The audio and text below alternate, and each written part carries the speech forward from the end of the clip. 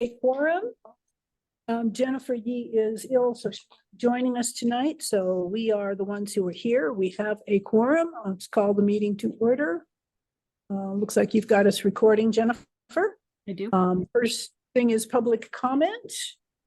I don't see anybody online. Chris, do you have anything to say to us tonight? No, hello, everyone. Okay. All right, I'll close the public comment period. Approval of the minutes. I sent in some corrections that I'm sure you guys got made. Are there any other additions or changes to the minutes of November 7th? A motion to approve. So moved. Benita, is there a second? Second. Doug is seconding. All those in favor? Aye. Sam, are Aye. you raising your hand? Raising my hand. Aye. Aye. Sam? Okay, we'll assume that was a yes. I saw you go off. We're not hearing you when you go off mute, Sam. Oh, okay. How's that? That's great. Now we hear you. Thank you. Yes. Okay. Do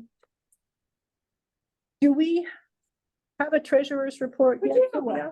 Great. Why don't we do that first and give these folks a chance to do their dinner? We had scheduled them for about 6:30 because they were coming from another meeting. So we'll just play with the agenda a little bit. Okay, and I'm sorry, this will take all of like 30 seconds. Get it out. Drag it out, so. Yeah. Line by line.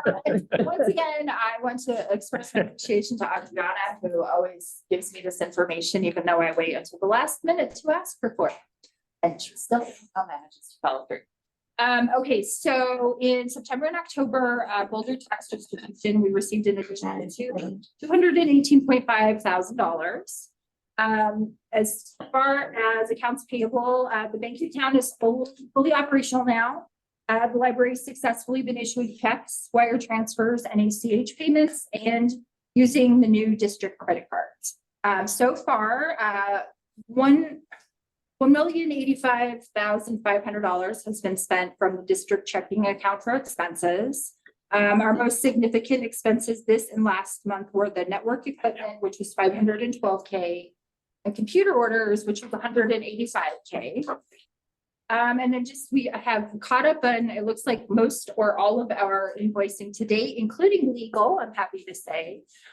So we've paid legal, IT consultant, project management consultant, computer hardware, financial consultant, the general Boulder County general election fees for 2022, and Cigna premium deposit. So those have all been paid. For right now, Indicate what that dollar amount is then. yeah. If you want to, I mean, I can actually just share this with you if you want to just make me. Well, I think our minutes should reflect this information, I guess. You can attach it. Yeah, absolutely. We can just attach it. Okay. The total you said was $1,085,000 or $1,800,000. $1,085,500. Thank you. Okay. And okay, so final items, the district financials are being recorded in the temporary financial system QuickBooks.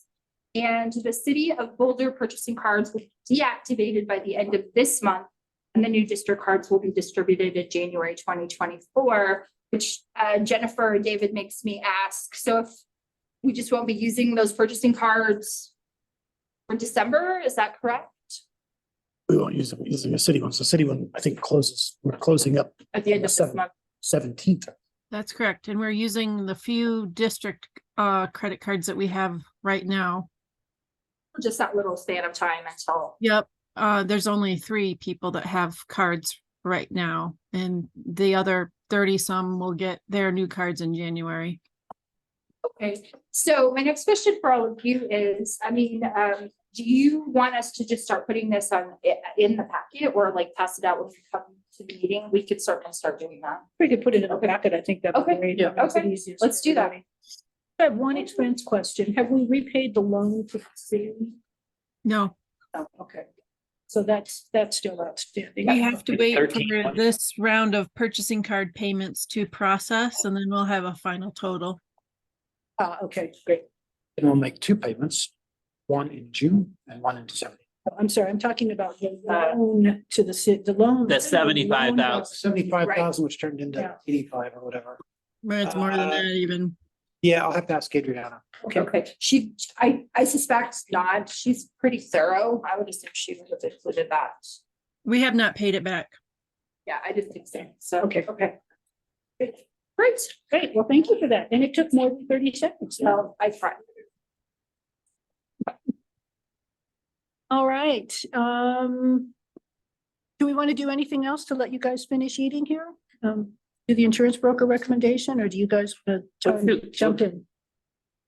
Can do the insurance broker. They're still. Yeah, you're still eating. Go ahead and Yeah. finish. So you have in your packet a letter of, Oh, you don't? can't remember, it's essentially, it is a letter that we will use exclusively. The firm for liability, property, casualty insurance. We will also use them for workers' comp. We interviewed, I talked to 3 firms. We considered interviewing 2. The second, when it got down to the price, sent us all a very kind letter saying you should go with the other firm. They changed their minds based on the fact that without us owning the buildings, they didn't see a pathway, and without an interest in additional services, they didn't see a pathway for them to really make it worth their while. And so the letter, I didn't check to see, the letter is in your packet, I'm assuming. But so the way this works, right? Much like we did with the health benefits broker, 62 if you guys are fumbling through. there is not a direct fee that we pay this company. They receive their fees from the insurance properties that they negotiate. This firm was by far and away the best that we talked to.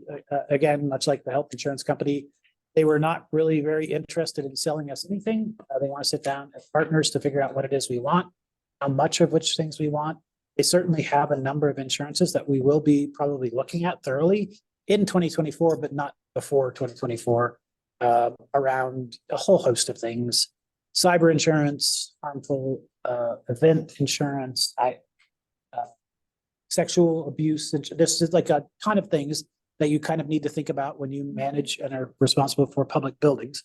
But for this right now, it's strictly property liability and workers' comp that we'll be looking at with them. But they do offer services around contracts review as well. So I will, if you agree to move forward tonight, I will ask them about that additional service and what it actually means, because we have a lot of contracts that are going to be coming due relatively soon.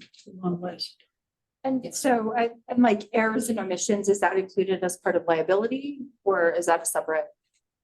Like for the board? They offer errors and omissions insurance. That's not something that we told them. That's entirely up to you, right? So we could go forward with that for a quote for January. Yes, of course. Okay. Yeah, they do it. We would, what we told them in the interview that we really needed to lock in for January 1 was property. Yeah, okay. Yeah, I'm just asking. I'm certainly not like. Yeah, they offer a whole host, right? They have basically everything. They had good references. Their main reference is the city of Boulder. So the city of Boulder has used the same firm for, I think, 15 years. I'm very happy.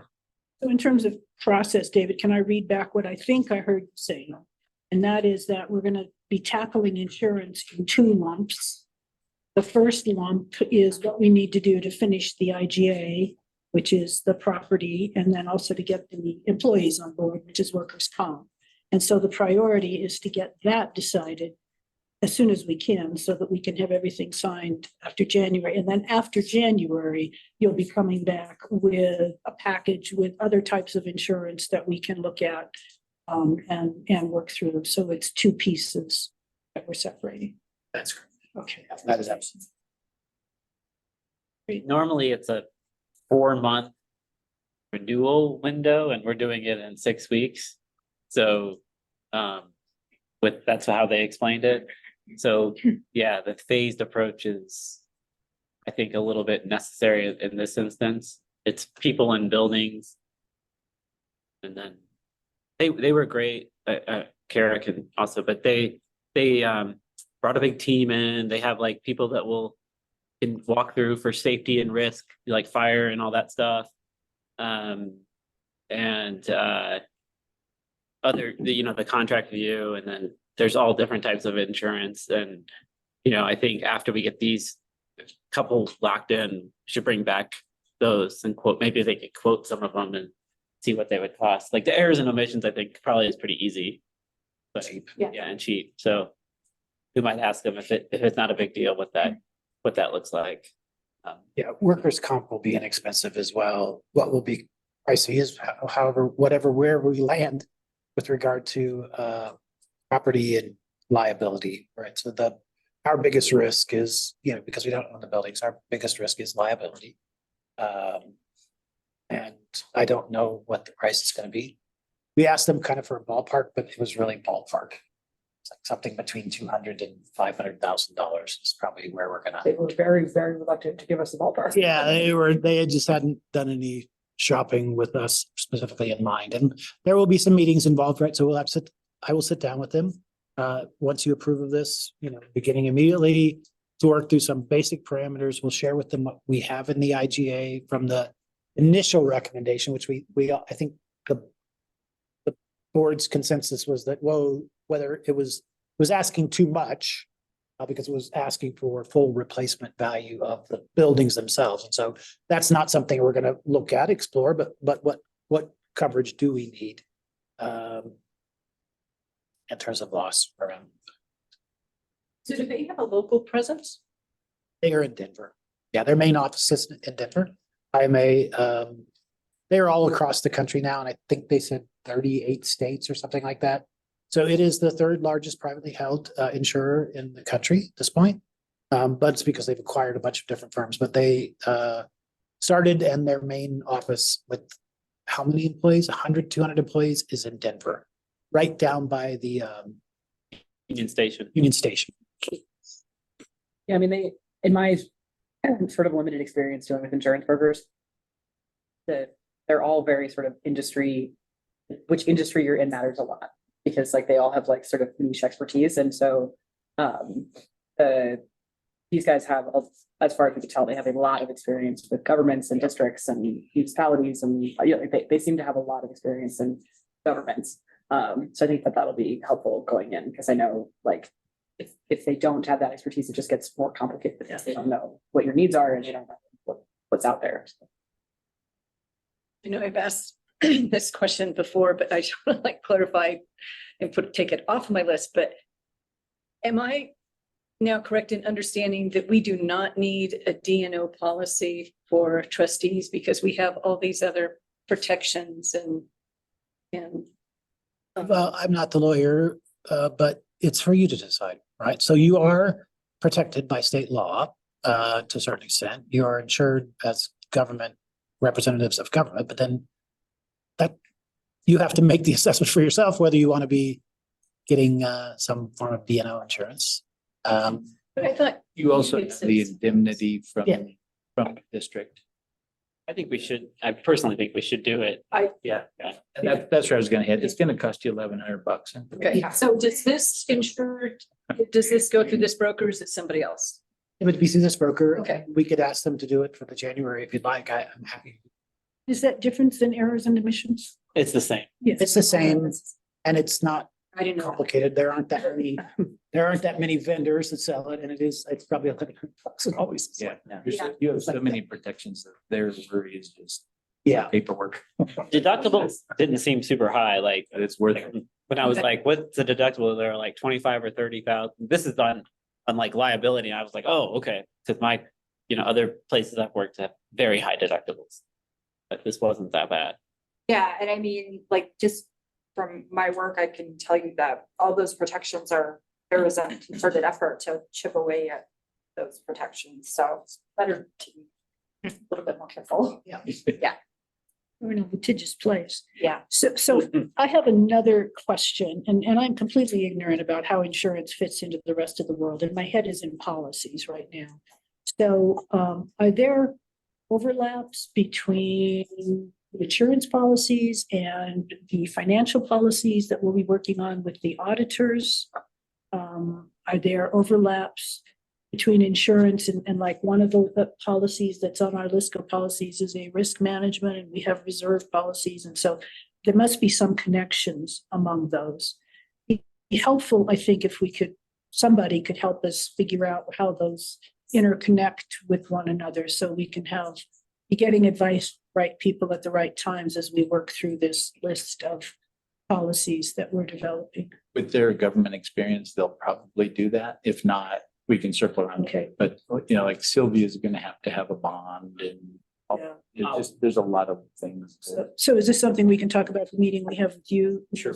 Yeah. go I ahead, was Jeff. gonna just tell you that one of the services is that they offer, or one, I don't even think they charge for it. It's one of the things they'll do is like, look at these different policies to help and tell you like, hey, for your fire, whatever, you may need, fire policy, you need to have extra, beepers or whatever, and then, but also like for your child abuse policy, if you have a child abuse policy, you need to have these types of policies in place within the organization. You know what I mean? Yeah, right now it's a little bit of a two-pass algorithm because we don't have any policy. No, correct, So- but we But I'm trying. to definitely don't have any employees yet As we're either. developing, Except for one. them, if we can. Yeah, have the right so- People in. So they'll, reviewing I think we them. could ask them like, or they can bring in people to like say, this would be, the right thing to do to mitigate your risk. Or if you do this, you'll cut your cost down by A this. comprehensive risk assessment. And so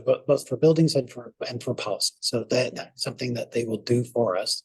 I'm not sure it's all going to get done in this first iteration. But don't see- it's an ongoing process. I don't see how it can possibly done the first iteration again, since we don't have the policies. That's what I'm trying to get. Right, in yeah, my yeah. head. yeah. We need to have something down that somebody can review and would ideally want to do something in a way that we're taking into account what we need to. So I'm just trying to wrap my head around how we make those pieces fit together. And the connection really, I think, is the restraints we're under in terms of risk. So we have to operate as a government entity, as a very risk averse entity. We're not going to take any big chances with public's money from finance or from not insuring for things that could be lost, right? That's So I guess it might be worth asking them if they have any example policies in this realm that we could add to our growing collection of example policies. I mean, I have found that what we're finding online has some big gaps in it. So getting some more go-bys would be helpful, at least from my point of view. Great. Sam, anything from you on this? Sorry, can you review the timeline? Like, like when we become an independent district, do we have any exposure? Are we going to be without policies for anything that is going to leave us potentially in a lurch? Are we going to be able to get all this done in time? All these policies in place? Yeah, so what we will get done, Sam, is property liability and workers' comp. And I'll ask them about DNO if that's on the board. But no, there are other forms of insurance that we can get policies for. We've talked in this meeting about cyber insurance. I don't know what the will of the board is at this point. I think it probably depends on what the cost is. And then there's a whole host of other insurance policies that would be available to us to get and could be of interest to us as a public building, right? Where anybody in the public can come into.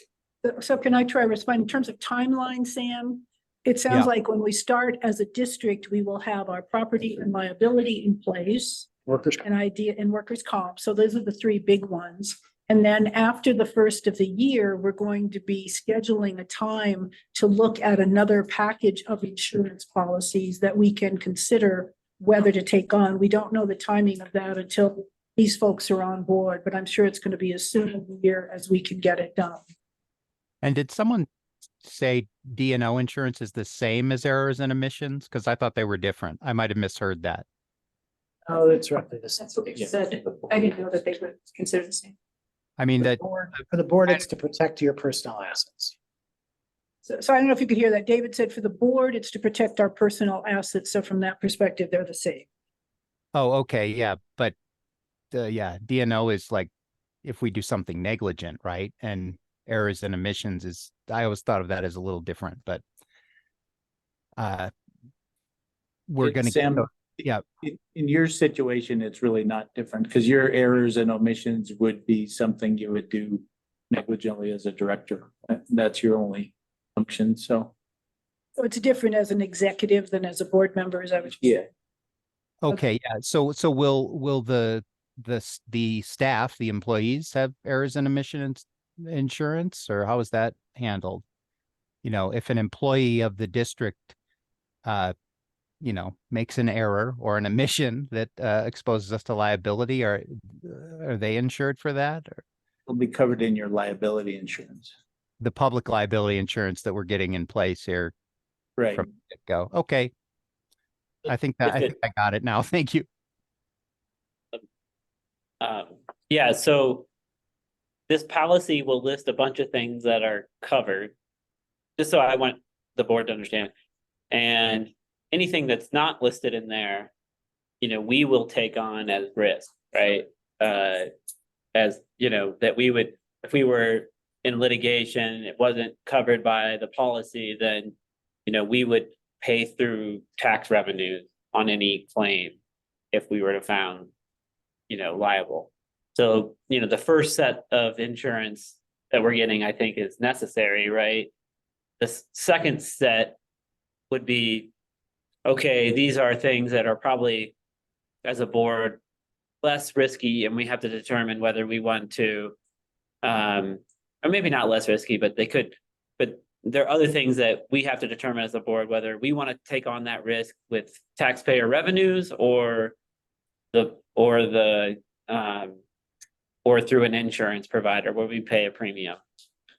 And so that's how the insurance works. So it's self-insurance really. Yeah, versus- self-insurance. So to be fair, it's rare that anything is an insurable event. So, obviously if a fire or, something struck the building or there was some, issue, but that's why we were concerned about like the cyber policy. Like, I don't know what the cost, that could be really cost prohibitive, and we may, may decide not to do that. Anyway, so yes, all those things will be covered if they're within the policy. Otherwise, the mill levy would be the backup for those, to the extent we're found liable. Does the city have a cyber insurance policy with them? It's a good question. Yeah, I don't know the answer.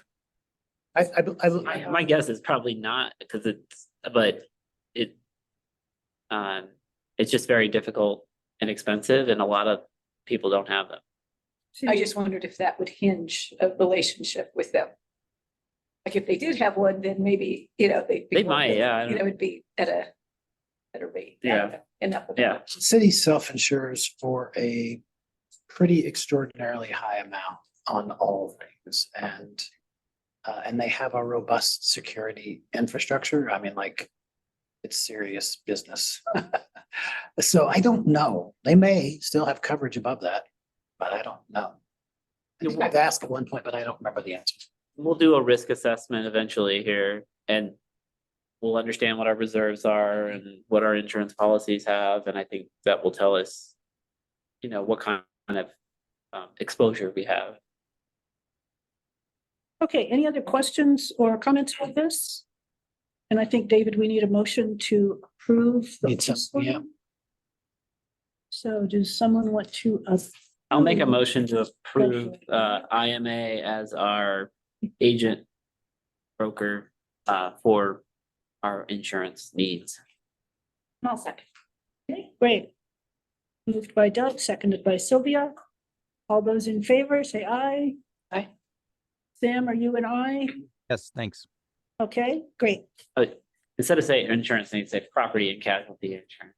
All right, Workers. and workers' comp.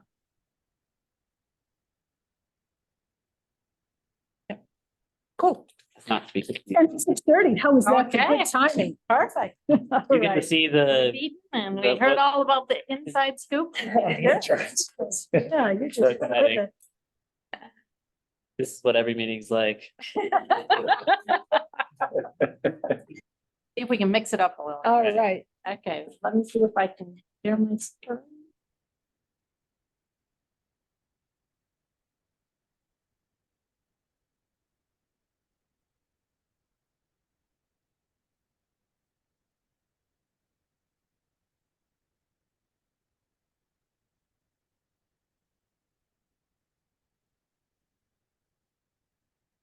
Okay. So, Can I introduce, this is such a great plan. This is really such a great plan. It's, and Kate and Ron have spent an inordinate amount of time on it to get it to the point where it is right now. I keep telling them, and I may have mentioned to the board before too, it's like all the other plans we have, like we kind of know market, we know the expansion rate, we know what we're going to gain, we know where there's going to be vampires. This is the one kind of place where it's difficult for us to anticipate what the growth is. And what's also difficult to estimate is really the impact that can happen. So I so like that we just charged forward. Kate put together like, I don't know, 60 different groups in the community to help us brainstorm this. And it's really come together nicely over the last few months. So I hope you'll enjoy this and as much as I do. thank you.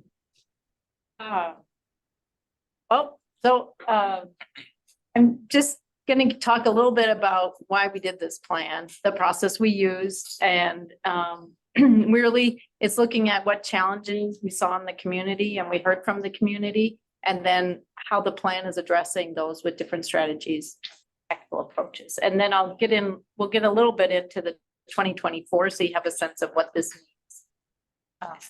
means in the coming year. And then we have some questions for you and some time for questions for us. So, why are we doing this plan, or why did we do it? And really, I'd say, two main reasons. One is to fulfill our mission. And while we work to fulfill this mission every day, there's so much more we can be doing and we wanted to be doing.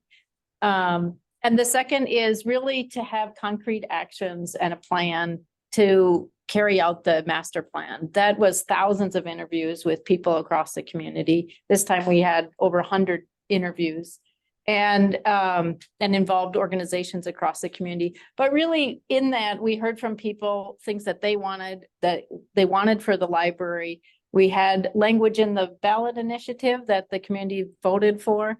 And we haven't had the resources or a plan to really carry all that out. And what did that mean? And so really, this whole initiative was to bring to life what we said, what we heard, what we said we're going to do, and what our mission is.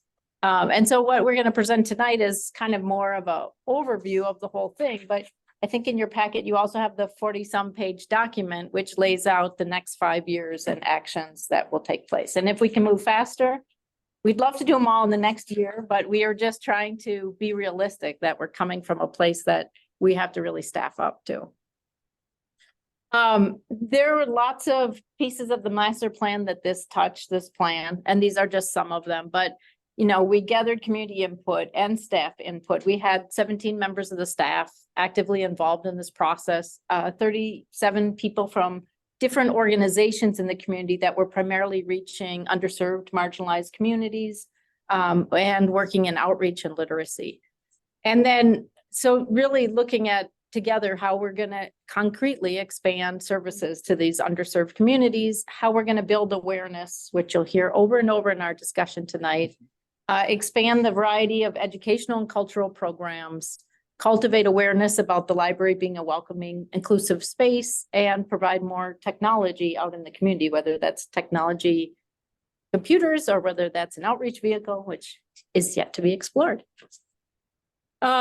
This is just a list of some of the organizations and people that work. Well, Can you, sorry, I don't know Yeah, how let's to get to the move one. that can you over. minimize that? No? Jen? There you go. Okay. This is just some of the organizations. Like I said, there were 37 different organizations represented, but really we were looking at people that worked in the literacy field, that worked with the Latino community and other communities, diverse communities, and represented a range of ages and backgrounds and areas of work. And what we did is come together, we talked about, what do you see as the challenges for our library? What are your aspirations for our library? What do you think would make a difference for your communities that you reach? And then a key part of this process and that we used was asking each of them to interview some of the people that they served. So it's not just, I see this, I do this, but to hear firsthand what people were saying. And we had just short kind of conversational interview script that they used. And we used that information as the backbone for all of our planning.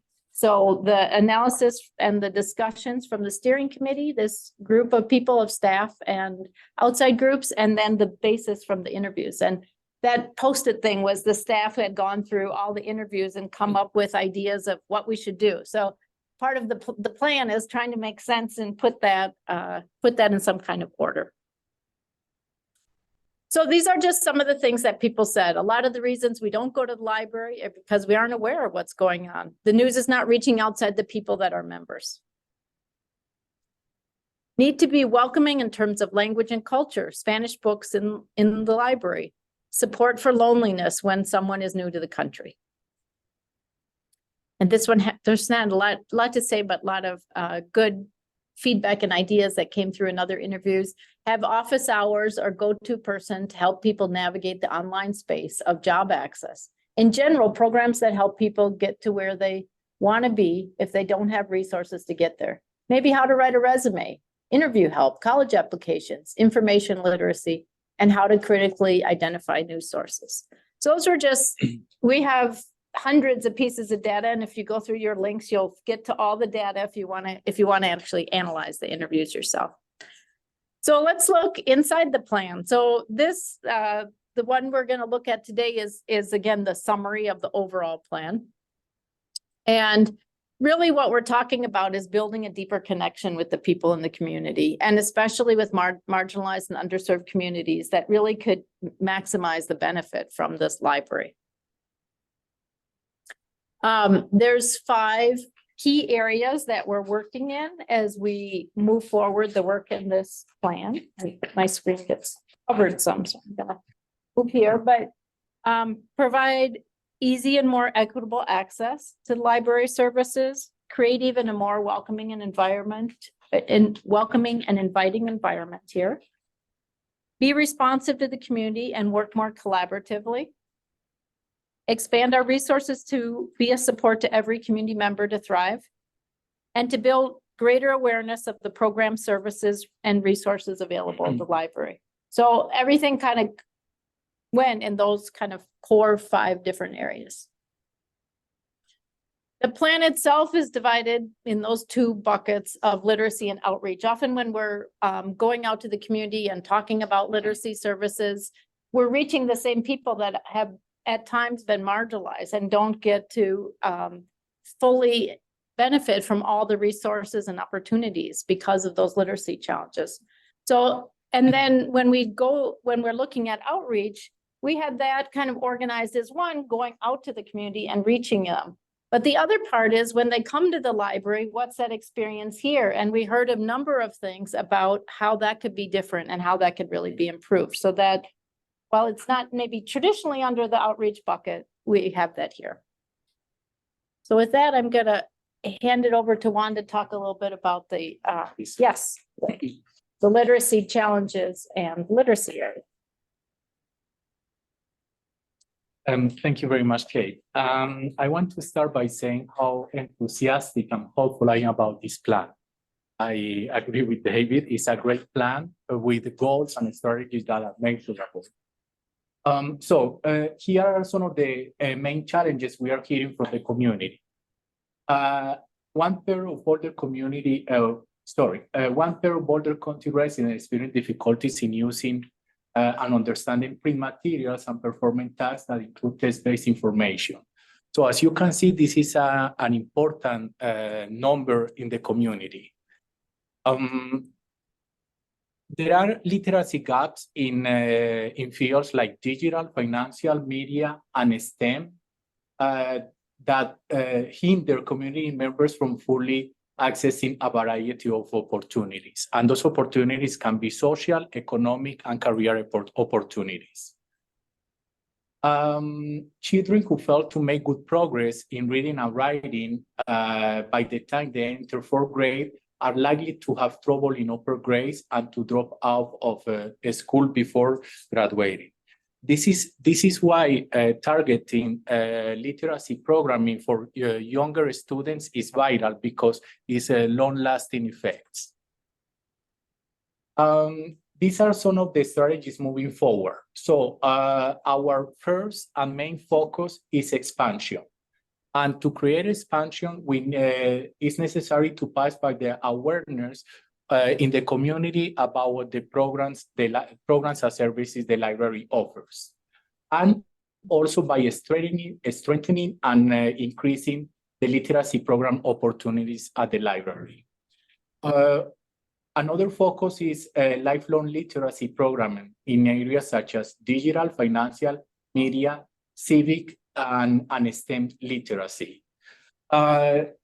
We know that all this type of literacy is a need in the community in order to fill the educational gaps some members of our community have. Partnerships. Partnerships allow us to leverage the different programs and services offered in the community and to develop our unique programs. Partnerships also allow us to have new students at the library because our commitment and compromise with partners is that they promote our programs and we do the same for them. Also, partnership means that we can support and train our partners, staff, and volunteers with literacy curriculum and kids. So we have a larger impact in the community. Overall, the library is aiming to be a centerpiece of literacy program in the community. So when people think about literacy, our aspiration is that they think about the library. Book distribution needs to be a little more intentional. So we plan that during events or book distribution to create activities around literacy. And also we know and research shows that having books at home is critically to develop literacy, but also the love for reading and writing. Promote. We want the library to be the center for civic education, discussion, debate, and participation. We want to broaden our team programming for volunteerism and socializing opportunities. And in order to achieve all that, we need to ensure that budgets, programming, and staff are aligned to reach these strategies.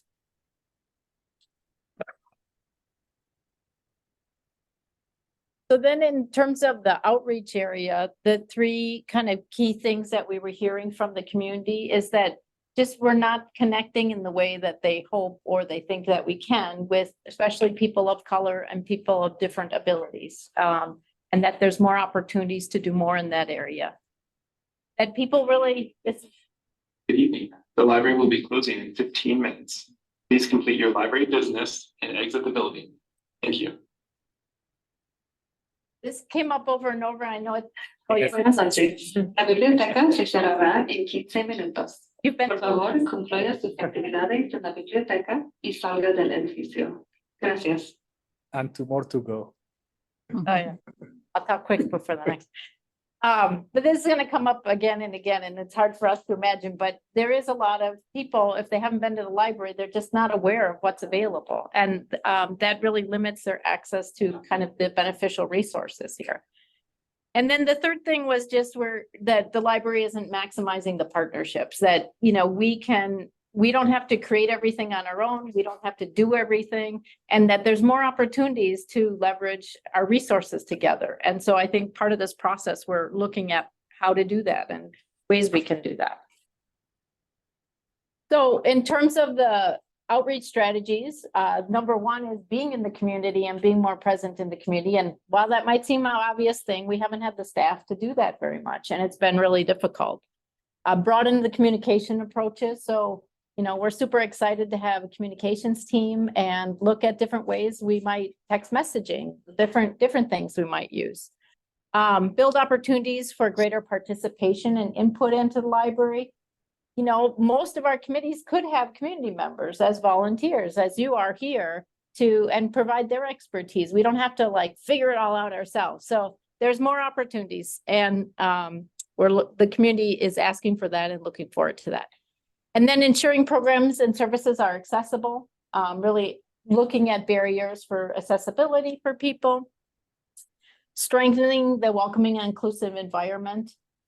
You know, we strive for that all the time, and there's always more we can do. And part of that will connect to some of the hiring and some language and cultural backgrounds of people and trainings.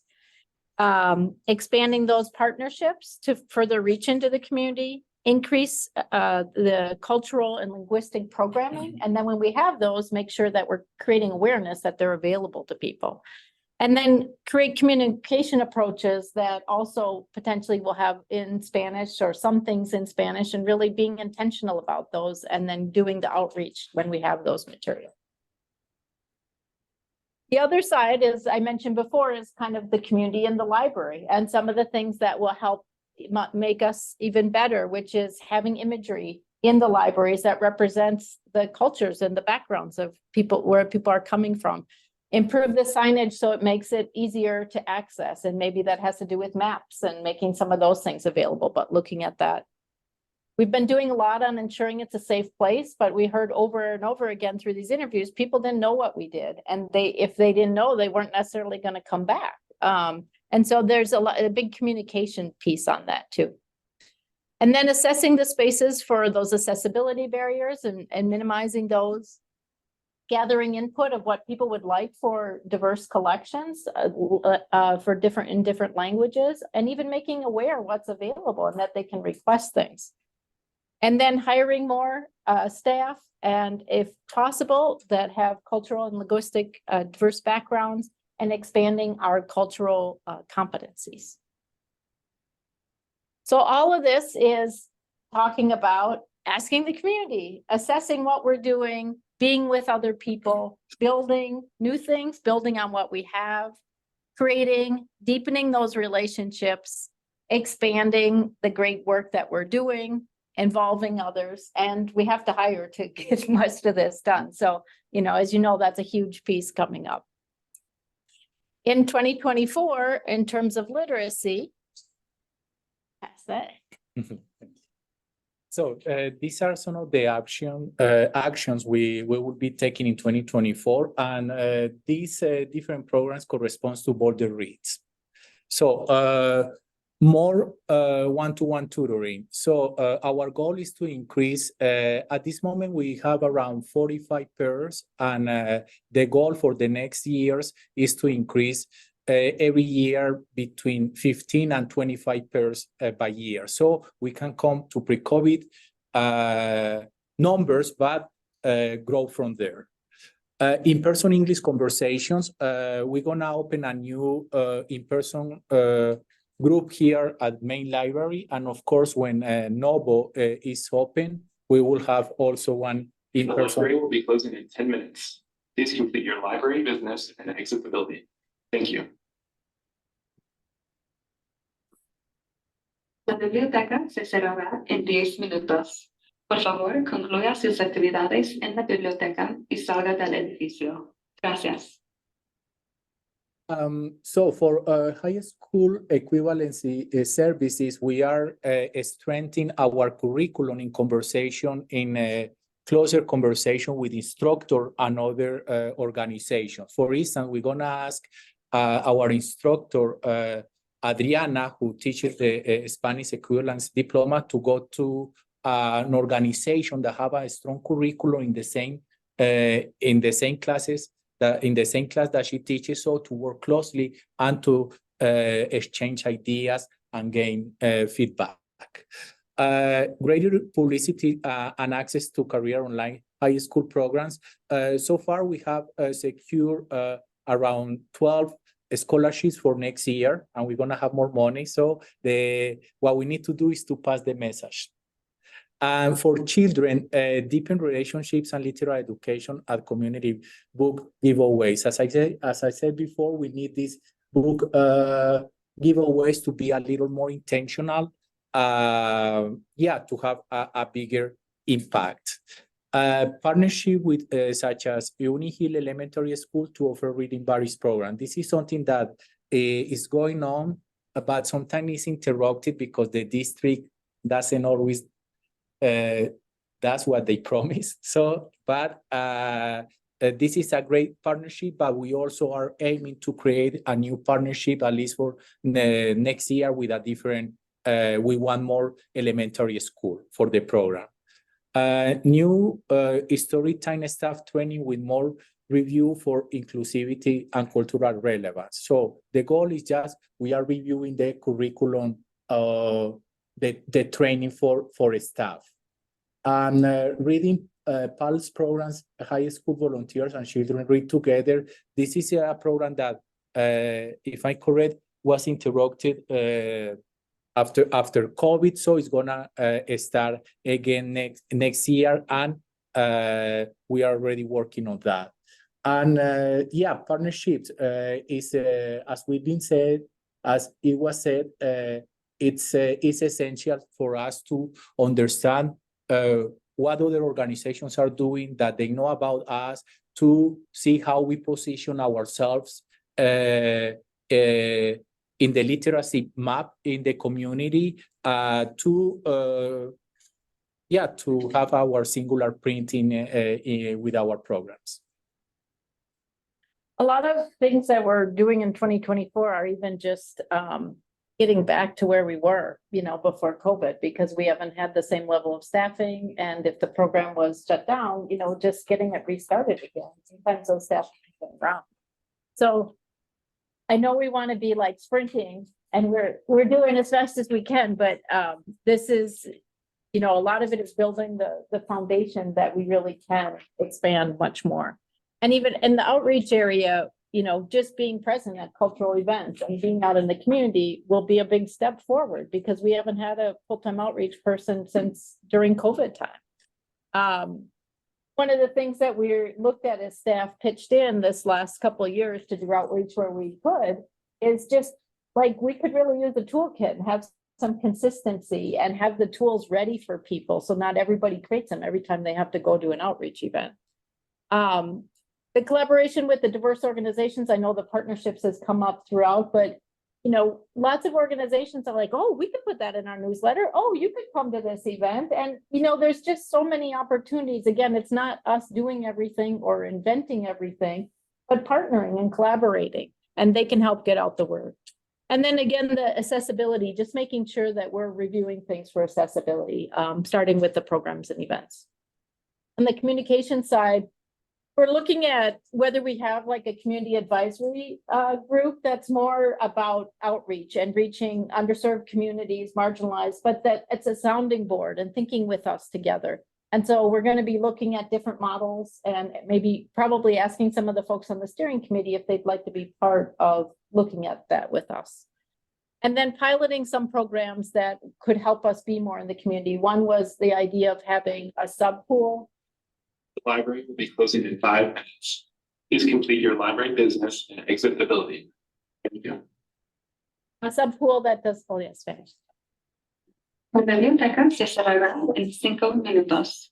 Por favor, concluya sus actividades en la biblioteca y salga del edificio. Gracias. A sub pool that helps us be more in the community with people with a variety of languages that can reach people. And then the other is, we have all these groups that come to the library, and sometimes they just walk in and walk out. It's like, wait, we could offer them a tour. We could tell them about the library. We could give them resources of what's coming up that month, things like that. So that's kind of also the community in the library. And then in terms of the community and the library and actions, the staffing is obviously the key. The priority will be hiring the outreach staff. We have 2 people this year, is super exciting. I don't think we've had a full-time staff person, at least in the 7 years I've been here for outreach.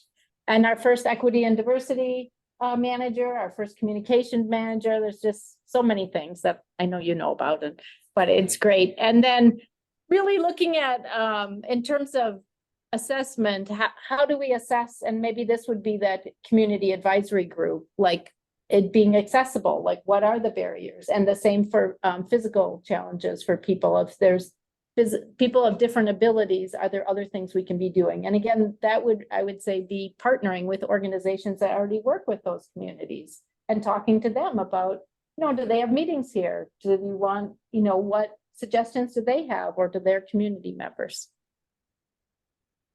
So we did share the initial plan with members of the steering committee and staff, and these were some of the things they said so far. So we've been getting good feedback. I think the plan shows the kind of cultural responsive thinking that will eventually evidence universal design that is inclusive and equity minded. There are many things to be excited about in this plan. I love that the plan is clear about being responsive to multiple perspectives and voices, and that we're also open to adjustments as we go. I love how it envisions the library in the community and the community in the library strategies. My concern is about urgency. It's a great set of plans, and I want to see it implemented ASAP.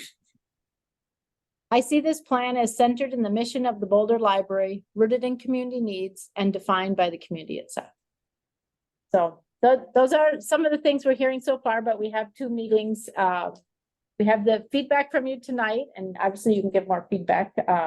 And then we have 2 meetings this week with the steering committee online, and we have given them till the end of the month to review the summary and the 5-year in-depth plan and give feedback. And then we'll be putting any changes in, and then really, I mean, it's about launching it and getting started and rolling up our sleeves. And we have kind of the listing of all the things we're working on for next year.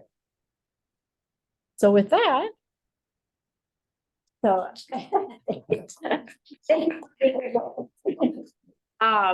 some questions for you, and then we're happy to take questions. So anything that catches your attention about the plan? I like that it's like actually really detailed. It's not very like bland, and usually you see these plans and they have like these really general, broad, like steps that they say they're going to take, but without any sort of path to get there, without steps. So I appreciate that there's actual, concrete things that can be done. Yeah, I would second that. I was very impressed by how thoughtfully you are sequencing things and building in metrics.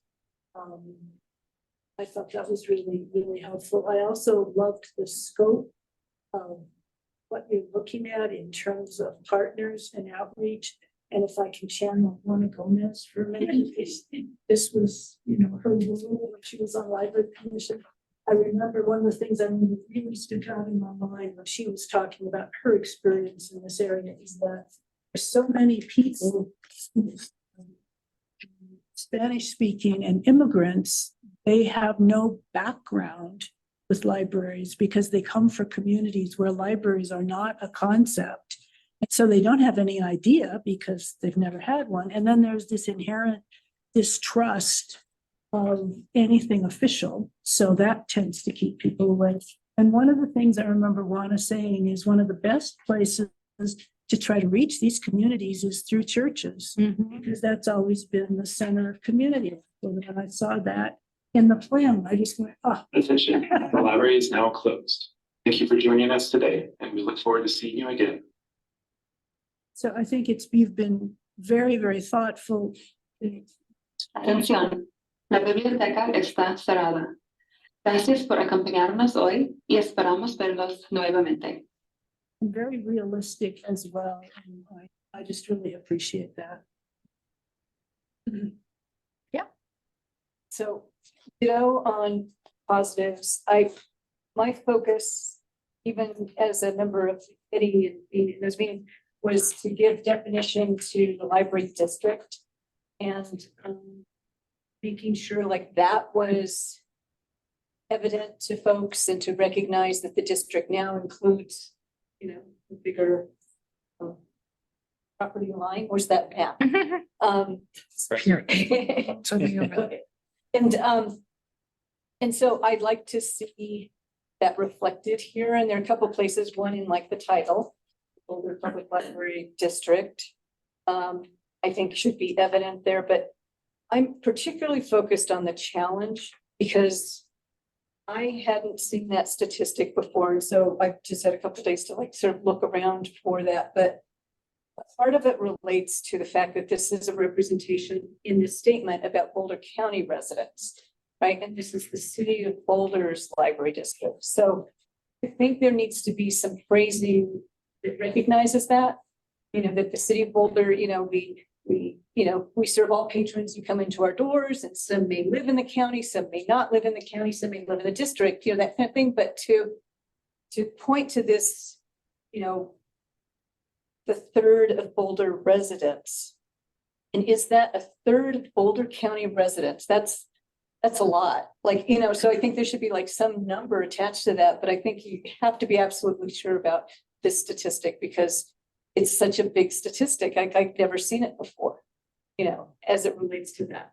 You're saying which statistics would So be? currently, about a third of Boulder County residents experience difficulties in using or understanding print materials and performing tasks, blah, blah, blah. Okay, So that's a lot.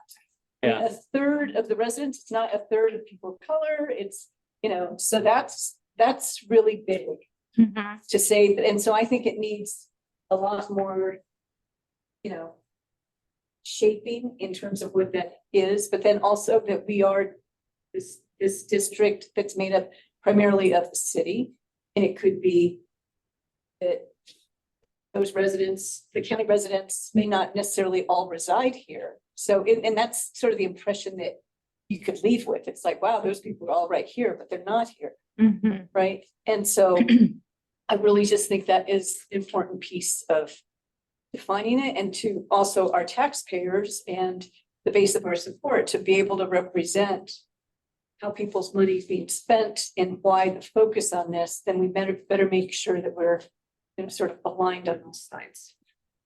And then I really believe that the Boulder Valley School District should be a partner in, you know, some of these programmatic efforts that really should be the responsibility of the school district.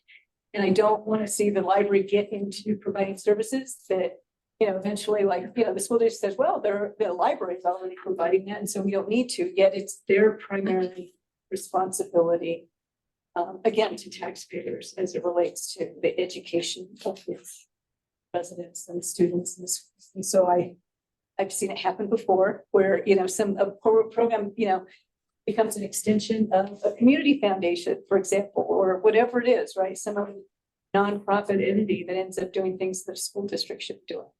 So I would just want to be clear about some partnering, that maybe they bring some resources into this as well, so that it's not all on the burden of the library.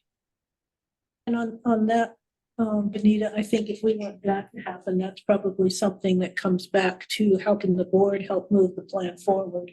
Because that kind of change would require us talking to school board members to shift the district's position, because I know the library's been trying to do that for a very long time. And there's already kind of a mindset of, well, we don't have to do that, you know, because you're here. So that would be something that if that's important to the board, that I think the board would want to take on as an initiative to say, we're going to talk to the school board and try and shift that. And I'm not saying that's something we want to do, but if that's the board's desire, I'd suggest that's something that we really take on and do a work plan item on, because they don't think that way. Yeah, and I think for the most part, the library has tried, at least in the time I've been around, has tried to focus on things that are not really in the school district's wheelhouse to a great extent. You know, it's early literacy is the big thing before they're into school, and then picking up those places where we know there's particular populations that can use help. And the schools, I think, have been very grateful and have been great partners in bringing bringing partnerships and collaborations, but at the district level, it's just not in there. So I just raised that, not Yeah. throwing cold water on your idea. No, I no, think it's not an direction, idea, but I mean, it's what Yeah. I've observed, as a resident here for a long time, Yeah. whether Yeah. I had a kid in the school district or not, but I see how we are so generous and, Yeah. so wanting to like help, we end up owning it in ways that I don't think we, whatever the entity is, should. But I also think that other libraries, should be also partnering in something like this too. If there's a district conversation, it can be a full effort. I think with BVSD, I mean, we could have another discussion just on that because my experience in the last couple of years though has been very positive. So we've collaborated with the family partnerships person and looked at resource of the library and how we can get that further out into the families and seeing the library as a resource outside of school. And I guess how I've been looking at it is kind of where do we each gain something? And one of the big things for us to gain is reach. I mean, they're reaching every family with kids. And there's lots of our resources that families don't know about, that's like great. And so we've talked about different things like, do we pick one school and like have a whole celebration and get every kid in that school signed up for Summer of Discovery? Do we do a training at a school about brain fuse and make sure every kid knows about this resource out there? For the aftercare program, do they all come to the library through one of their aftercare sessions? So we are looking at kind of what are they in each connection, not just what we're giving, but what the library is gaining from it. And so I'd love to have if we want to talk more about that, I'd love to talk more about some of those connections we've had and so what we're looking towards. And if you want to give more input on that. So can I ask just two questions on that as follows? The first one is, what is BVSD doing with respect to school libraries? Are they closing them or are they still keeping them open? They're still operating, but yeah, they cut all the databases as. Yeah, us. I know they've been cutting back on it. So it's a perfect example of what Anita's stating. We came in, we stepped in with the Student One program, which allows every student access with their BVSD card to get access to all the databases and check out. I don't know, it's unlimited or 10. They could come in with your student ID and check out books now. So it's like we set up a program to supplement that. Because we believe in the mission, right? Not because we were getting something in return, but the participation, at some point, the partnership is gauged upon whether or not we're all participating. And we've had great inroads, especially within certain schools and with certain library staff in the schools and certain teachers. So those partnerships are working well and our role is mission-based at this point, but at some point, I think you're absolutely right that some conversation needs to take place at the board level because the conversations, I've known 3 superintendents now and at least the one that we have now, I feel like we have something in common. But prior to that, I don't believe the public library and the school system felt we had anything in common at all. They had very different objectives than we did. So then my second question is the second question I think Jennifer Yee would ask, which is what about St. Vrain? Because as Benita says, our boundaries have expanded and I think we now have some St. Vrain kids in the district out in the area around Gun Barrel, and you probably know where those are. Yeah, there's a Small pocket. Yeah, Yeah. north of 71st Street, or I'm sorry, east of 71st Street.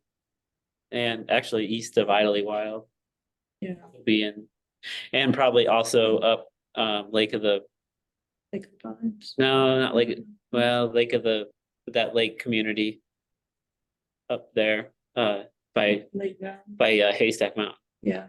Lake Valley, Lake yeah. Valley. So something to think about. Yeah. I think they have a different mindset, so it'd be interesting to kind of see where they are. Yeah. Well, yeah, I guess if we have a specific ask of the district, I think that we can work on as a board. I think we have those connections to make those asks at the board level. And so you would just have to tell us. That's how I didn't see anything specific, tonight that I would go to them about, but if you have specific goals, I think they'd be very receptive. they're very receptive to the library and they understand the mission. All of the trustee, or what are they called? Board members are receptive to what we want. I don't think we're quite there yet. Yeah. But I could see that in the future and that where that could be helpful. But yeah, we have a lot of foundational work to do and just getting started with some of these things. And I could see that in the future. So Sam, let me toss this. We can't see if you're raising a hand or anything. Is there anything you'd like to join in with discussion about? Well, I mean, the last topic, I think I'm happy to put that on the agenda, talking about how to strengthen the partnership with the district in a way that feels mutually beneficial. I agree with the staff member. Is it Kate? I'm sorry. Yes, it is, Sam. 100% that the reach opportunity is strong. And I don't think anybody would argue that, that the primary community institution that should be, teaching our kids how to read and write is the school district. And so I view our role as supportive of that. And if it feels like the scales are tipping, then let's get with the right people at the district and talk about how we can mutually benefit. I guess I would just thank you, both of the staff who presented and everybody who was involved. It's a super exciting plan, certainly the most exciting plan I've gotten to read and assess in my time on the board. And I really appreciate the level of community involvement that went into it. So thank you for casting a broad net there. I guess my couple of observations or questions are about, one is about, how you're going to measure the success of this, right? And what kind of data you're going to collect, how are you going to report it out, evaluate it? And maybe that's too long of an answer for our time tonight, but that was in my mind as I was listening to your presentation and reading the full plan. And then there was a demographic that I'm not sure I saw in the plan. Maybe that's a different plan, but we're outreaching to people of color, to linguistically diverse, neurodiverse populations, to people with disabilities. But I'm wanting to see some outreach plan for the elderly, for seniors, right?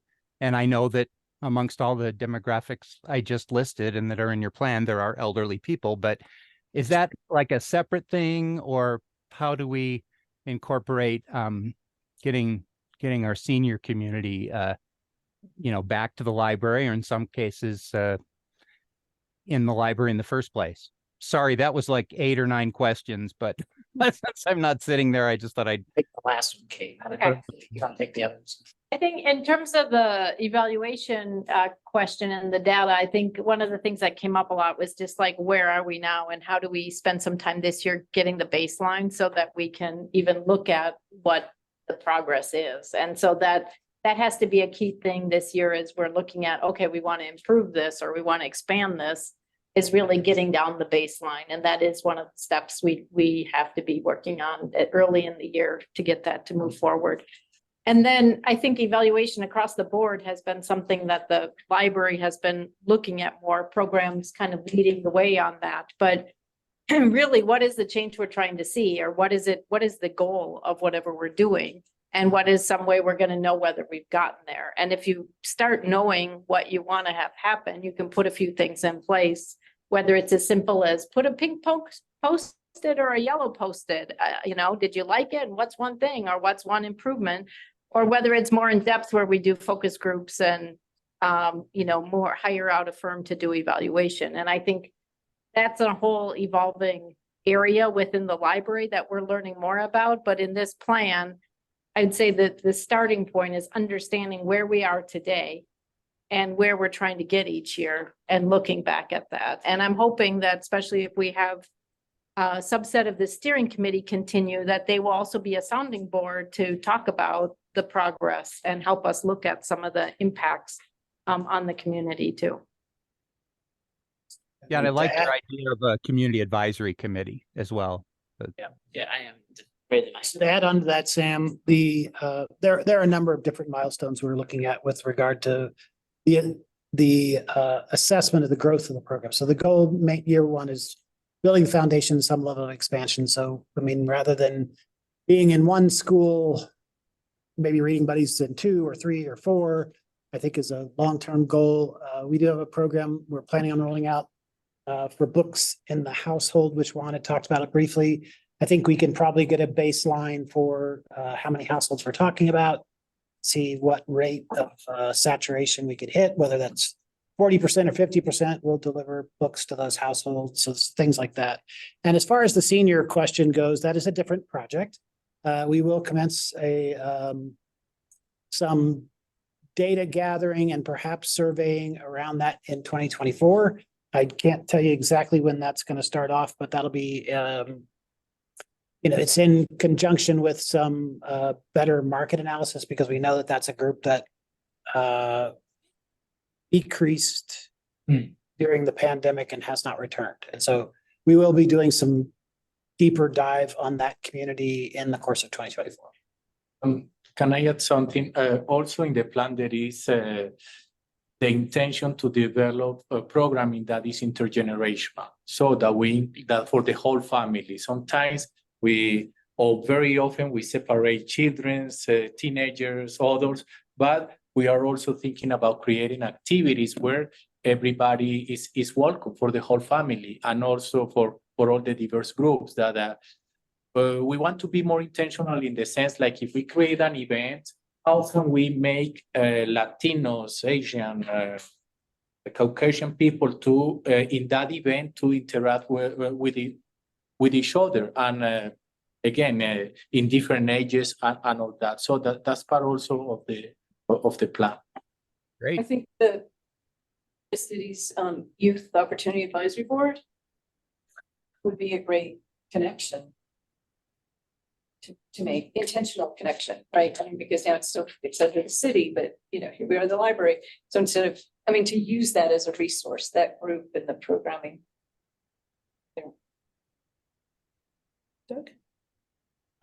Yeah, so I think, when we get our comms person, we could definitely easily make, and it's very cheap actually, like YouTube videos in multiple languages. And, we'll have somebody hopefully that has that ability, TikTok stuff for kids. Yeah, and, I guess, and this probably we go back to like all the goals within this goal in particular is one in our ballot measure language. I think it probably is like 2 or 3 actually of it goes within 2 or 3 of the different categories. So measuring success, it'd be good to have you guys back at, in 6 or 8 months or something. I don't set the agenda, but Madam President or whoever our next president is, so that we can, you can show us what you said and then, what you've accomplished. Yeah. And elderly folks, I also had that concern, Sam. When we were on the campaign trail, there was a lot of opportunities, I think, to engage with retirees around financial literacy, you remember, and what kind of tax benefits they can get as being an elderly, the homestead exemptions and all that other stuff, estate planning, yes, all of those types of things. Like I think we talked about this too, Chris, pretty important to those communities. And I think there just wasn't a ton of literacy around those things. So that's all I have. I was curious about what in the slide that had some of the action items, what would it look like if we were promoting the library as a center for civic education and participation? I'm just trying to imagine what kinds of things would fall under that heading. I think one of the first actions was just reaching out to the groups that organize, like the League of Women Voters and talking to them about the spaces available, that this is a space for them, that we could help facilitate that. It could be, candidates or parties or things like that, that this is a space for them to use. And this is a hub and this is a free space. And lots of times I was surprised, even people that use the library all the time, when I told them like, oh, we have a theater and we have a room that they're like, oh, shoot, I forgot about that. We're always looking for a space. That's great. So some things as simple as that, but like this year, I know the city talked to us about having tables to do ranked choice voting. Things like that, having anything that's kind of informational, that's civic oriented, that they just see this as a place to come and do that, not with one side or the other. That those were kind of the main things. It's more around use of the space. Okay. I think than starting anything new and making sure there was awareness about the groups that do things around civic participation, civic engagement, that this is for them. And there have been organizations that have regularly used. Oh, yeah, yeah. I think it's just not been necessarily consistent and so part of it is just getting the word out and telling them and how you access that. Well, and I, policy head here again. Yeah. So feedback loop on this one, it'd be useful to get feedback about whether the rules we have around use of the meeting space are preventing some people from using them. When we first set up the rules, we were concerned about not having any groups particularly monopolize them because there are some groups who basically filled them all up. And I think we struck a pretty good balance, but I have no idea what that's like. It's still pretty low, and that'll be something you guys will be looking at early on, actually. So I think Jennifer has it on your schedule for January or maybe December. You're going to start looking at the meeting room policy because there's a lot of questions that we have. When the Canyon Theater is ready to roll in June or July, there are a whole host of other questions which you're going to have to entertain. And we're anxiously awaiting your feedback because it's going to have a lot to do with access. There's questions of insurance. There's all kinds of questions that may or may not, we have to decide for yourself what you think best facilitates access and attracts groups to come. And so just to finish the one thought of that related to that is that right now, we only allow groups to book a room once a month.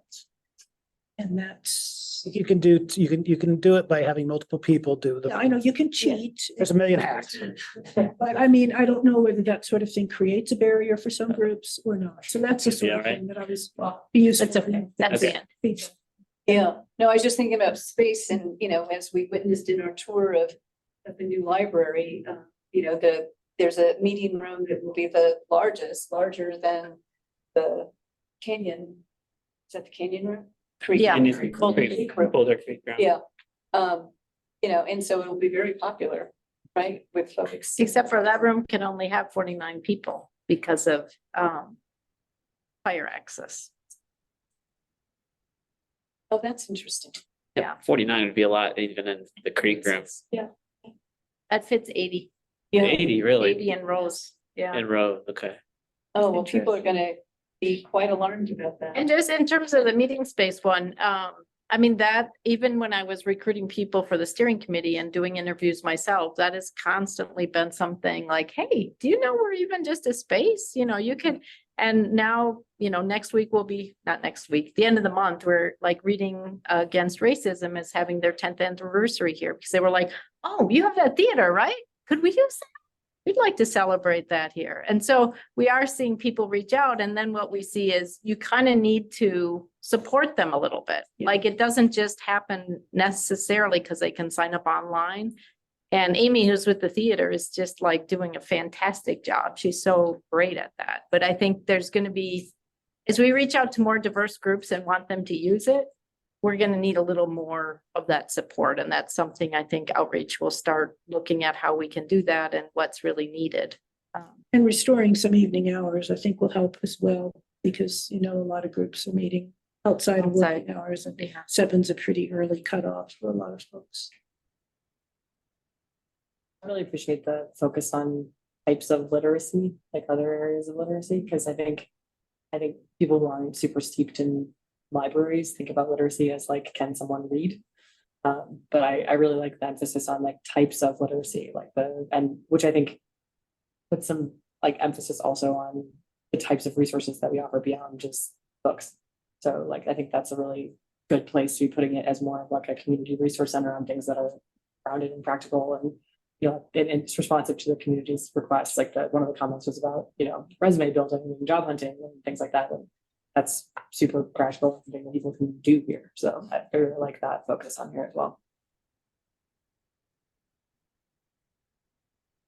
Great. Anything else, folks?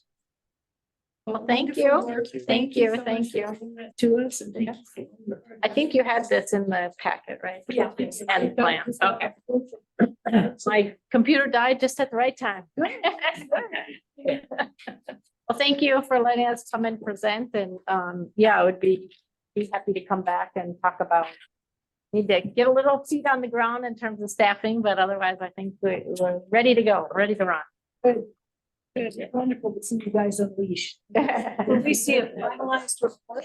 Yes, so I'm hoping to, yeah, finalize in December with based on the feedback we get this month. And then be ready to have it available, whoever wants it. Anyway. Great. Wonderful. Thank Okay, guys. thank you. Is it in our governance scope to, sort of accept a plan, like we did with the master plan? Right, but like something like this, would we be? I think it accepting? depends on what level the plan is at, but typically they do come back to us for. We hadn't put them, it's up to you. We hadn't planned on, we plan on presenting them. So we will have two for you in 2024 as well, the communications and engagement plan, as well as the plan to address the facilities black code. So those are two plans that we have scheduled to show you in 2024. I guess if we have the budget implications, right, if it changes anything from the budget we've approved, then Right. that would be the reason to be making sure that we're in line. All right, but what's the overlap between like this and your communications strategic plan? Heavily, right? Like there was a slide there that I almost wanted to say like, stop, but you know, Yeah. we will come back to it. So, you know, interestingly, like we had talked about in this group, some things that you guys were interested in seeing within the communications engagement plan. And so, I don't know, Jennifer and I had identified a position that we thought was a possibility. Kate recommended the same position independent of that conversation for outreach. And so that position is in the 2024 budget. I believe it reports to communications, but we'd have to go back and double check. But yeah, there is definitely overlap. And it really comes back to like that centerpiece of the thing when Kate had the kind of clock and it outlined the 5 different things. It's in my mind, you know, today, nobody really cares what you say, right? They don't care what you say. They want to see what you do, and they want what you do to have an impact on their lives, right? Like on the day-to-day lives.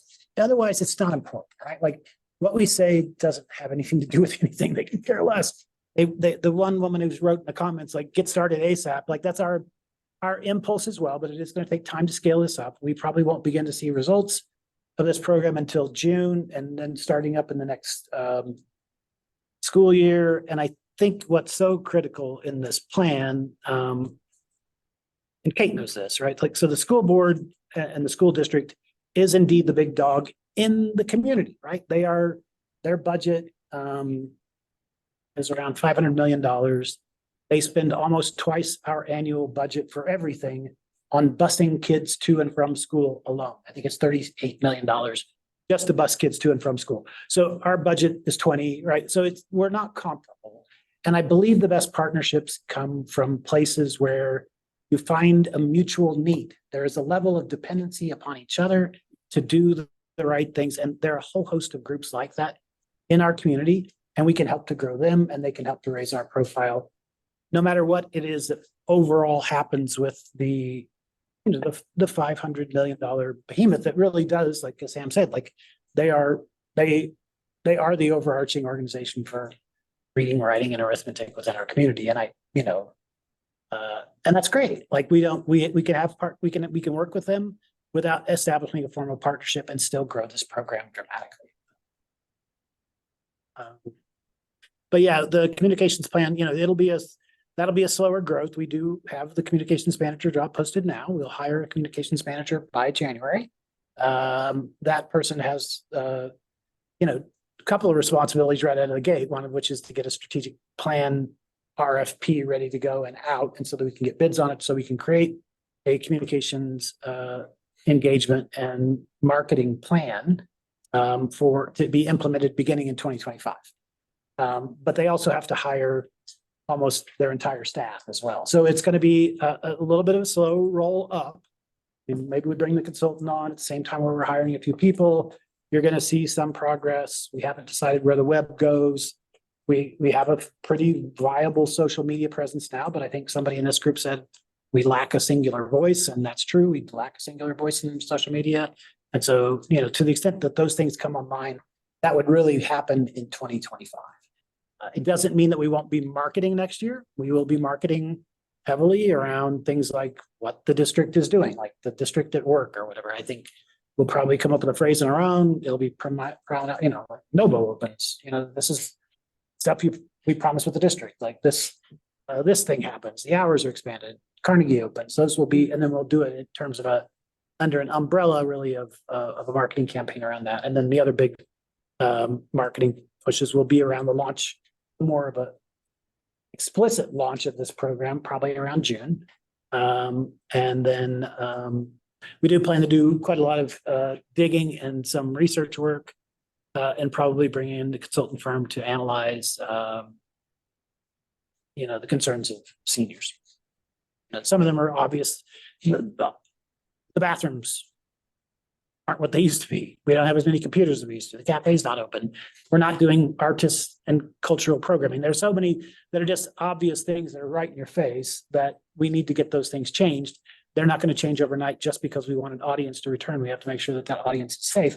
But I guarantee you that nobody likes. You have to talk to somebody to go, I want to go to the bathroom and, piss the shit or comb my hair. Like, you don't want to stop it. You don't want to be stopped at a door to do that. And we do that right now. That does not make us a hospitable place for everyone. And most people hate it. Whether they say they like it or not. They're happy that there's safety, but they certainly don't like it. Nobody likes it. Nobody likes to have to introduce themselves. Will we continue that? I hope not, Benita, but there's some, I promised the community we'd have a year of no incidents, and we're about 4 months away from that.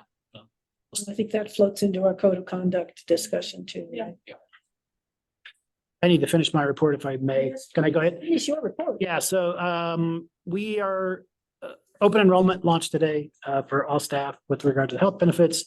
We had a great session. 4 of the benefits people were here from Foundation Health, from the clinic, from Cigna, from Aflac. They answered a lot of questions. We had pizza and I was going to say. donuts. It was awesome. Yeah, we had pizza at all locations. The brokers did go to all locations. Some of them stayed here in this room and stayed online to answer questions and in person from individual staff members for the following, after the meeting, we did 12 to 1. And then for the following 2.5 hours, they have questions in from people. And I think we're in a really good spot. So it's a great package, and there was a lot of, appreciation for that. So thank you all for putting together such a good package. And I'm hopeful that in the next 2 weeks, everyone who wants to get enrolled will get enrolled in the healthcare plan. And as I think I mentioned in this group, the clinic will open for free to the staff on December 1. No charge to us. Our charges won't begin until January, but they want staff to try it out. And as we had discussed in this group, it's important that we get enough people using that to make it cost effective for us. And there was sort of a lot of excitement. I mean, Jennifer was there today in the meeting virtually, but there seemed to be a lot of excitement around the clinic. So that there were a lot of questions that way about what it could do, what it could provide. I think many of them are waiting for the other shoe to drop, like what's the catch? But I think that may help. So several other things coming up, and almost all contracts, but that we need you to do by December, and we need them. They're going to be coming on you hot and heavy, right? So we have I'm hoping it's not a major lift, right? So Clean Tech is the company that we hire for all the cleaning of all the buildings after hours. They come in, you've probably seen them. They'll be walking in pretty soon.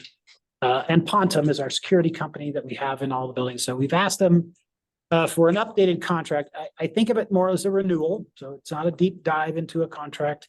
We're not going back out to bid. We have adjusted the minimum wage. Right, so with the board elected to adjust the minimum wage, that affects our contract employees too. Those are the two major contractors that we employ, Clean Tech and Pontum. There's some change, minor changes within the scope of work. There's more hours, obviously Novo will come online, and we're asking them for additional connectivity between them, so with cell phones and stuff like that. So you'll see a new contract sometime soon.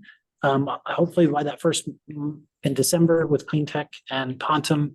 Ask you a question about Pontum. So Yes. it's still just inside the buildings, or will they have, You were out in the underbelly this morning.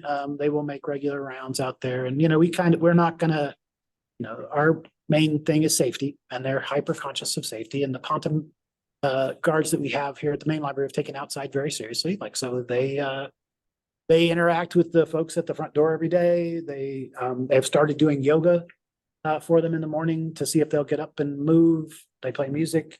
They do a lot of different things to try to interact with the folks, so that we need to build that level of kind of like, sense of community, right? We're all here together, and like, let's make sure we're all going to get along. And, underneath this morning, was a very civil bunch of people. I would say almost everybody seemed sober.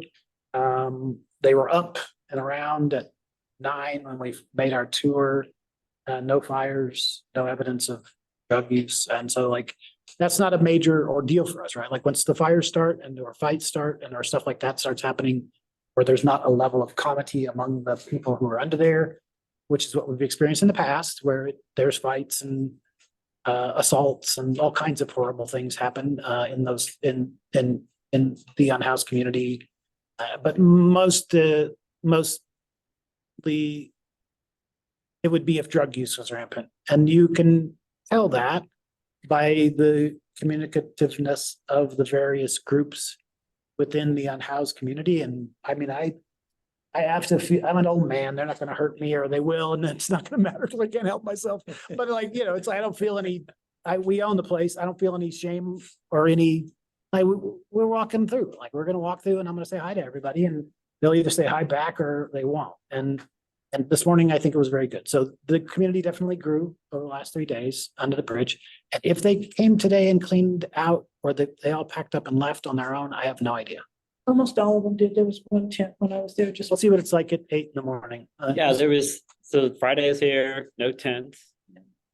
And yeah, then Monday I came here, there's 3 or 4 down Yeah, there. Sunday I was here and there were like 8 or 9. Okay, so they're moving through, I guess.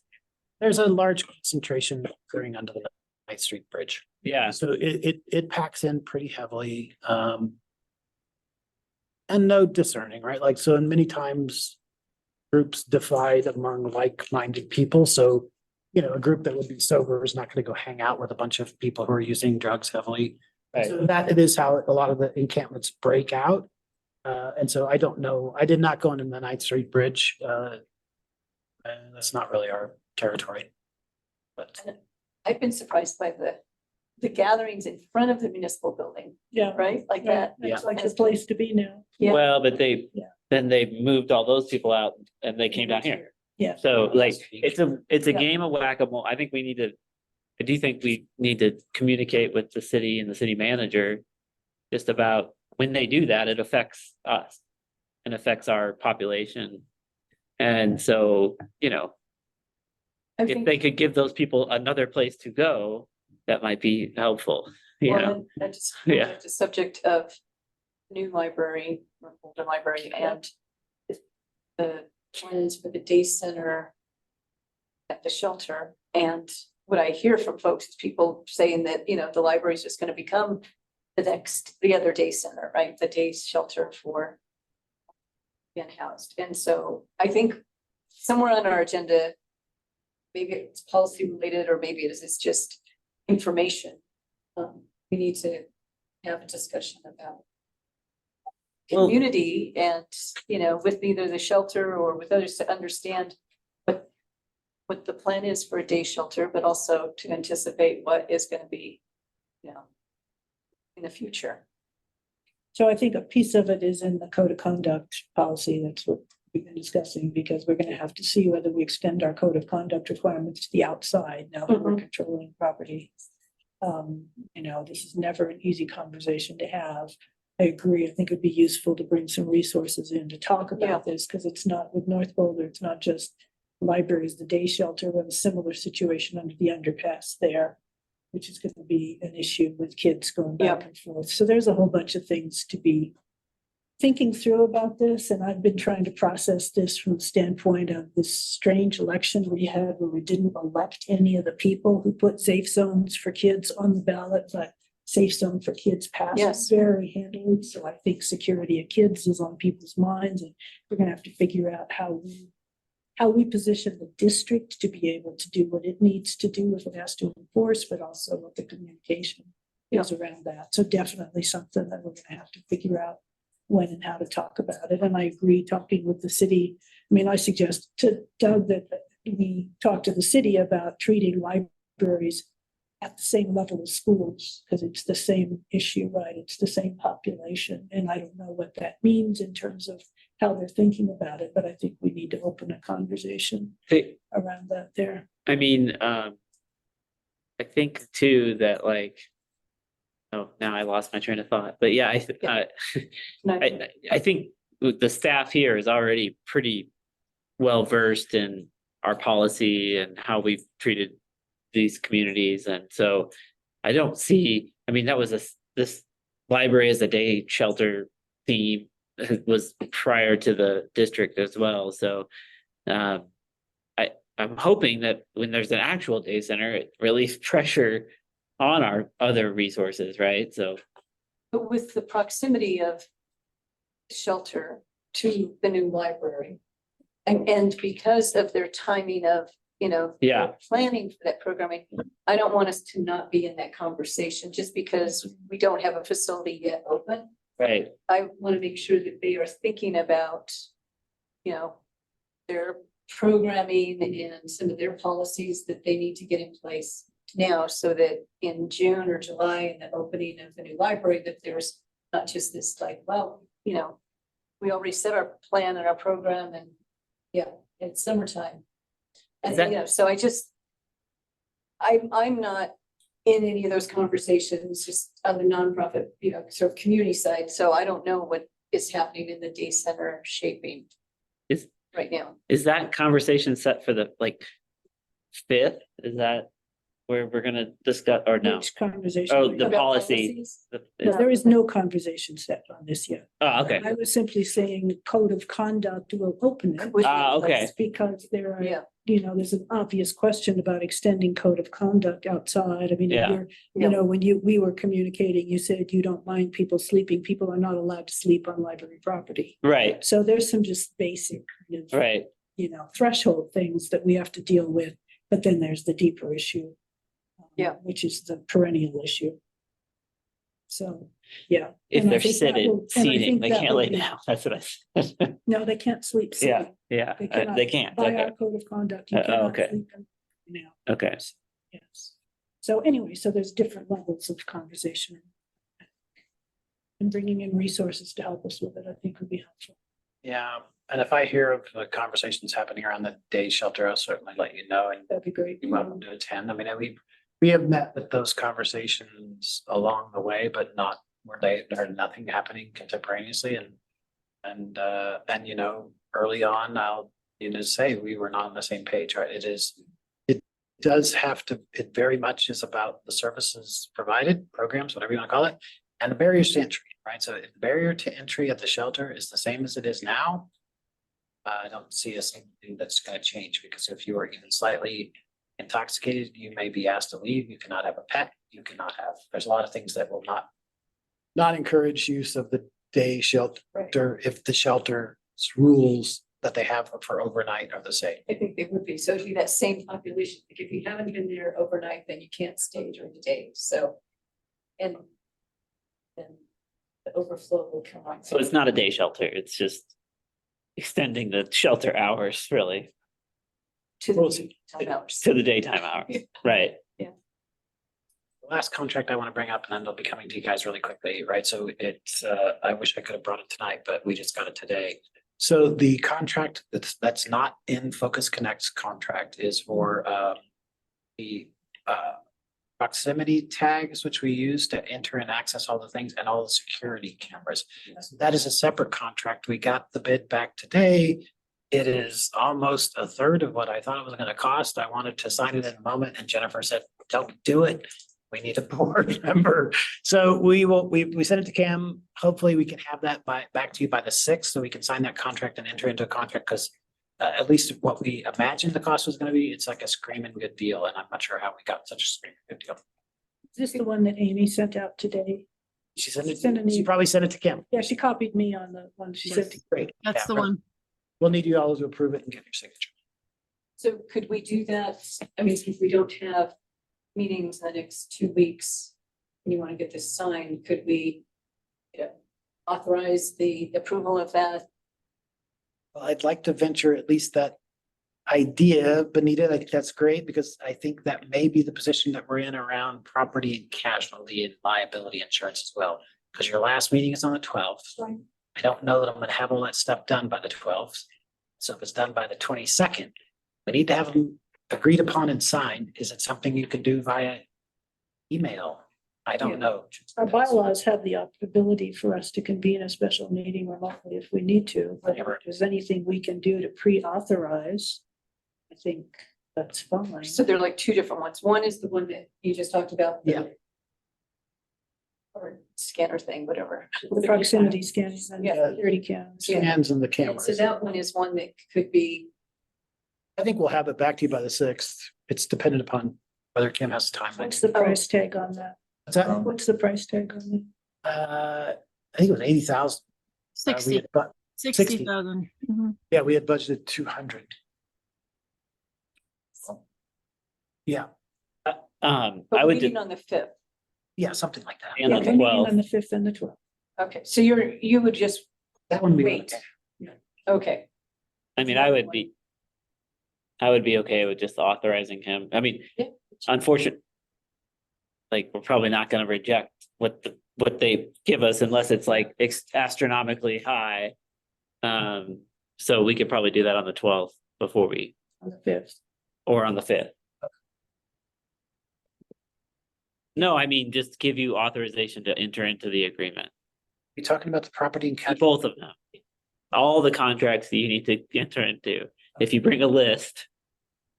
Estimated value of each, Yeah. and then we could just say, I think we have clean text back, and we probably have a general idea where Pontum is gonna be. Not yet, but soon. We should have it by the 5th. So I think the point is like, if we're worried about like dates on meetings and whatever, then I think all of us are comfortable. Just if you give us a general Yeah. review of what you're Yeah. expecting to see, Yeah. then we can authorize you to sign it. Okay, that sounds That's great. probably fine. That right? sounds Is awesome. there a problem with that, Kim? or- Nope. are you going? And I think that, just to follow that up, I don't know that we necessarily need to see all the contracts. We talked about that previously. Normally, I don't know that we would. We have a policy right now that says you are authorized up to $30,000. We'll be relooking at that amount. But if we do, as Kara suggested, and you give us a list with the values and we say, okay, you're authorized, I think we're good to go. Okay, that's what I'll do. That's what we'll plan on doing for the 5th or the 12th. Because these will all be above 30. I mean, the custodial and as long as they're, I mean, if you didn't sign a contract by January 1 or whatever, would they continue to work, or would they expire and they'd be gone? Yep, they'd be expired and gone. Okay, I did. Yeah, we don't want to lose either one of them. No, I know that, yeah. And, so that's fine. And then, like card readers? Yeah. Will we get cards? That's one question. And then are you gonna be able to issue the cards to folks to get into the building? We don't know the full answer to that, right? We will be able to issue the cards. but Okay. It may be the case that we're keeping our cards. The city is replacing all of their cards with new cards, and so Right. we may actually keep we don't know yet. They may take our cards back and give us a different card. I don't know, but Yeah, I think our hope is that we can all just keep our cards, and the proximity tag system that's in place here will remain in place while the city is replacing all of the others. And we may come back with a replacement costs for these sometime in the future, but it's not necessary right now. They work. Okay. Will you be getting cards? Is that No, something you would like? Need it, but I don't think we need cards. And that's a different contract than the proximity contract we just talked about, right? The one for the doors, the proximity cards for the doors, or is that all part of the same? All the same. It's the same with the security cameras. It's a security contract with the company. A backup company that monitors. Good. See in my report. Okay. So how are we doing on applications on the Oh my gosh, we're getting incredible. We have 58 for the facilities job. We have 40 something for communications, and I think what you say 26 for the HR job or something like that. So great. Way more than we anticipated. So whatever from what I could tell today, and we have somebody will run the report for us about where we're getting the most reach. It looks as if Indeed is where we're getting the most applications. And so for the facilities manager job, which I've been through all 58, they are coming from, you know, as far away as Mississippi and Kuwait. oh my gosh. So yeah, it's, you know, and we have some, you know, I haven't begun to look at the communications or HR yet, but you know, we have some great applicants. And it's still open. It's only been open for a week. It'll be open for another week. So yeah, great applications. Very exciting. Yes. I'm very pleased. I was nervous that we would get 3. All right, any subcommittee updates or trustee matters? Just updates that on the 5th, we are planning on the library commission members joining our meeting, Mhm. right, at 5:30 for dinner. 5:30 for and dinner? then Discussion follows that. Okay. is this room gonna be big enough? Oh, yeah. Okay. Yeah. Yeah, there's only Three others besides me. others. Oh, okay. But they all Stephen are and they're all planning coming. to attend, yes. I guess, So if you guys can be here at 5:30 to have dinner with them, that would be great. Yes. thank you for reminding me. Yes. Anything you'd like for dinner that night? That's a good, you know, meal. What was a good one? Yeah, I haven't. Bring cone Argentine. Oh, yeah, empanadas maybe. That'd be good. That's a good one. I'll ping. Cecilia always, or Celia. I'm doing Yes. it right now. I'll let her know you want empanadas. Okay. Speak and it happens. Uh, Is it our last in person? Are we meeting in person? That's our last, we have 2 more meetings to the end of the year. The 12th in person? The 12th is virtual, and the auditor, the 12th is virtual, Sorry, no, the 5th is in person. and the 12th is virtual. Yeah, so And that is our last in person. The auditor will join you on the 12th. That's great. And the district launch event, Party will likely be, we don't have dates yet. We Okay. locked in a bunch of the different stuff. It'll be the second week of January. very good. It's probably gonna be for a few hours on one day. We'll invite a bunch of people. Okay, And probably only those people will come because the second week of January, I think is our slowest week in the whole year. First and second week of January are the slowest weeks we have. I don't know if like we have the list from the library district They have campaign. Oh, Okay. from the library district. The champions, I do not. If Champions. you have that list, We have it somewhere, so we'll find. I have a foundation, we'll promote it through the foundation, and I have a list of past and present commissions going back 15, 20 years. So what are you thinking with library champion? Well, I think we, you know, we could invite those people if they wanted to come. Those people being who? The champions. Or at So- least, so at least the which of leadership, These several hundred are you thinking? the That's leadership, what I'm trying. the to think. leadership team, I think the expanded group of whatever, Yeah, 20 or that's fine. We 30. can figure that out. I mean, the foundation is that entire. list. Okay, yeah. So Yeah, that's why I was trying to clarify that. We'll have bands, stilt walkers, and stale donuts. It's gonna be awesome. Meatballs. Meatballs. okay. Stale donuts and meatballs, okay. But let's be sure to try to invite Amy, no, what's her name? Stoltzman, Ashley Stoltzman. No, Oh, the camera reporter, whatever, I can't remember. his Amber name. Carlson. Amber, and then John Herrick Boulder Reporting Lab. Maybe we can get some pictures. I can give you a press release. And maybe Shay, now that she's editor of the weekly, get something in there. I can give you a list of all the media people. All 30 of them. I'll take it. Someone you know might have that. Okay. Mr. Setter, what do you have to say to us this evening? Well, there's nothing in the status report that you need to address, but I did send out 2 emails this afternoon. The first one has language for the right of first refusal and right of first offer that will go into the IGAs and the leases. If you want to just review that and send me an email if you have a question, I think they're very clean. The second one includes a copy, let's see. Let me check my notes here. Oh, the other thing that will have to go into the IGAs is this insurance stuff. And actually that won't go in the IGAs. It's going to be a separate agreement now. But I'll get that to David tomorrow with my comments and he'll get it to the insurance people and we'll see what they come back with. It's a massive block of 2 pages of text that we'll see what they When say. you, like, what does it do? What does that language do? It's the language that was originally going to be inserted into the IGA as the insurance that we are required to get. But it doesn't take into account the Governmental Immunity Act. It doesn't take into account that we're leasing and not Right. owing. You know, we could end up in year 20, this building could flood and we'd have to rebuild it for them. Okay, so it's our insurance responsibilities. for- It's our Okay. requirements from the city for the leases. Gotcha. So that's the really big thing that's still outstanding. And the other email I sent you contains the new language for the 3-party IGA. And I feel pretty good about it. I think if you want to review it, if you have issues, go ahead and send me an email. But the language now says, remember, this is just about making sure we're reaching out to everybody in the district. It says the selection committee will build an application and search process which will seek to be inclusive of individuals from historically marginalized communities and reflect the demographic and geographic diversity of the community within the service area of the board.